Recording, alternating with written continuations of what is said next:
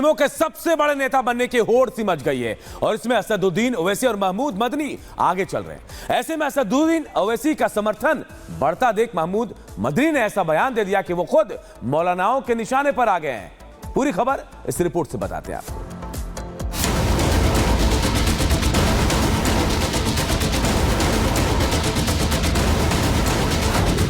एक तरफ एआईएमआईएम के अध्यक्ष असदुद्दीन ओवैसी हैं, तो दूसरी तरफ जमीयत उलेमाए हिंद के अध्यक्ष मौलाना महमूद मदनी हैं। दोनों ही नेता खुद को मुसलमानों का सबसे बड़ा पैरोकार होने का दावा करते हैं। दोनों ही मुसलमानों का रहनुमा बताने की कोशिश करते हैं, लेकिन इस बात को लेकर देश में अब नई जंग शुरू हो गई है। जंग इस बात की कि मुसलमानों का सबसे बड़ा नेता कौन होगा।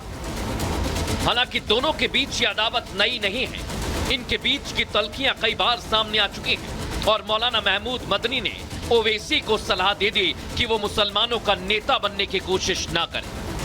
इसको मैं मुसलमानों की मुखालिफत समझता हूं।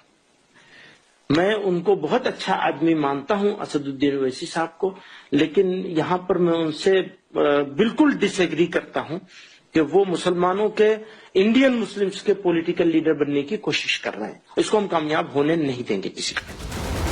महमूद मदनी का सबसे लेटेस्ट बयान सोशल मीडिया पर सुर्खियों में, जिसमें फिर उन्होंने ओवैसी भाईजान को टारगेट किया है। लेकिन जब इस बारे में ओवैसी से सवाल किया तो सुनिए कैसे वो उल्टा मीडिया पर ही सवाल उठाने लगे। मुझे कहा, मेरा नाम लेकर कहा, मेरा नाम लेकर कहा, आप क्यों लड़ाना चाह रहे मुझे मेरे मौलाना महमूद मदनी साहब से? अरे ऐसा मत करिए ना। जो कल तक मुसलमानों की आवाज बुलंद कर रहे थे, उन्हीं में अब कोल्ड वॉर शुरू हो गया है और ये वॉर का सिर्फ एक ही मकसद है, कौन होगा मुसलमानों का सबसे बड़ा नेता।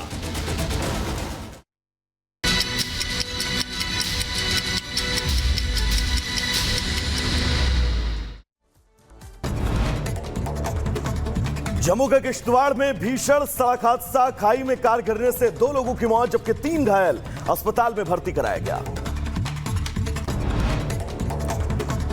यूपी के अंबेडकर नगर में चोरी के आरोप में महिला के बीच सड़क पर बेरहमी से पिटाई, पुलिस बनी रही तमाशबीन और लोग बनाते रहे वीडियो। दिल्ली में नागलोई रोड रेज मामले में दूसरा आरोपी गिरफ्तार, दिल्ली पुलिस के कांस्टेबल संदीप की रोड रेज में हुई थी मौत।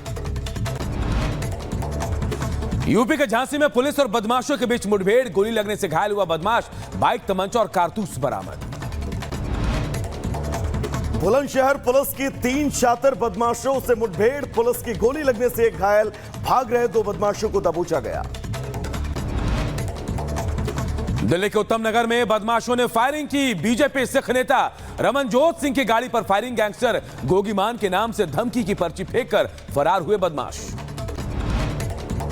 मथुरा के बरसाना में करंट लगने से युवक की झुलस कर मौत, मृतक का साथी गंभीर रूप से झुलसा, दर्दनाक मौत सीसीटीवी कैमरे में कैद। यूपी के पीलीभीत में समाजवादी पार्टी ऑफिस में सांप घुसा, काफी देर तक सपा जिलाध्यक्ष की कुर्सी के पास बैठा रहा सांप, वन विभाग की टीम ने सांप का रेस्क्यू किया।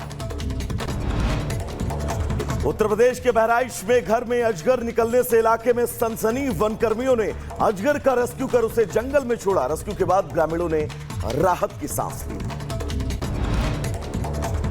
लद्दाख से देर रात सिंघू बॉर्डर पहुंचे सोनम वांगचुक को दिल्ली पुलिस ने हिरासत में लिया। सोशल एक्टिविस्ट सोनम वांगचुक समेत 150 लोग हिरासत में, प्रदर्शनकारियों के साथ जंतर मंतर तक पैदल मार्च करना चाहते थे सोनम वांगचुक।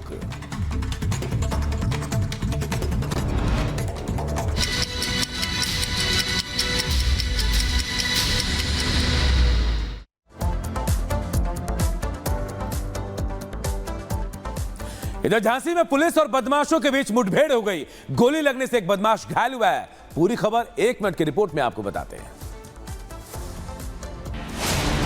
अपराधियों और बदमाशों पर नकेल कसने के लिए UP police full action mode में है। इसी एक्शन मोड में कार्रवाई के दौरान झांसी थाना क्षेत्र के टिकोली गांव के पास जंगल में बदमाश और पुलिस में मुठभेड़ हुई। जानकारी के मुताबिक पुलिस को आता देख बदमाश ने पुलिस पर फायरिंग की। जवाबी कार्रवाई में पुलिस ने भी फायरिंग की और बदमाश के पैर में गोली लग गई। पुलिस और स्वाट टीम संयुक्त रूप से चेकिंग कर रहे थे डिकोली पे। इस दौरान वो बदमाश सामने से आता हुआ दिखाई पड़ा, इसका पीछा किया गया तो इसने भागते हुए पुलिस के ऊपर फायर किया। सेल्फ डिफेंस में पुलिस के द्वारा जो फायर किया गया वो इस बदमाश के दाहिने पैर में लगा है। पैर में गोली लगने से घायल बदमाश का नाम सद्दाम बताया गया। पुलिस के मुताबिक बदमाश के ऊपर पहले से ही उत्तर प्रदेश के साथ साथ मध्य प्रदेश के अलग अलग थानों में 14 संगीन मुकदमे दर्ज हैं। तो चलिए दोस्तों आगे बढ़ेंगे और झांसी के बाद बात बुलंदशहर की करेंगे, जहां पर पुलिस और 3 बदमाशों के बीच मुठभेड़ हुई, जिसमें पुलिस ने तीनों बदमाशों को गिरफ्तार कर लिया है। पूरी खबर क्या है, रिपोर्ट के जरिए आपको बताते हैं। उत्तर प्रदेश के बुलंदशहर में बदमाशों के साथ पुलिस की मुठभेड़ हो गई। दरअसल बुलंदशहर के सिकंदराबाद पुलिस को अपने मुखबिर से बदमाशों के संतपुरा नहर के पास होने की सूचना मिली। पुलिस मौके पर पहुंची तो 3 बदमाश वहां दिखे, लेकिन पुलिस को देख बदमाशों की तरफ से फायरिंग शुरू हो गई। पुलिस ने जवाबी फायरिंग की। गोली लगने से एक शातिर बदमाश महेंद्र घायल हो गया, जबकि 2 फरार हो गए। 3 बाइक सवार व्यक्ति को पुलिस के द्वारा रुकने का इशारा किया गया। इस पर उक्त व्यक्तियों के द्वारा भागने का प्रयास किया गया एवं पुलिस पार्टी के ऊपर फायरिंग की गई। आत्मरक्षा पुलिस के द्वारा जवाबी फायरिंग में एक बदमाश घायल हो गया है। लेकिन गिरफ्त में आए बदमाश से पूछताछ के आधार पर फरार हुए बदमाश वीरेंद्र और ऋषिपाल को भी पुलिस ने गिरफ्तार कर लिया। पुलिस ने वहां तमंचे, 2 खोखा कारतूस, तार और मोटर खोलने के औजार बरामद किए गए। Bureau report, Republic Bharat.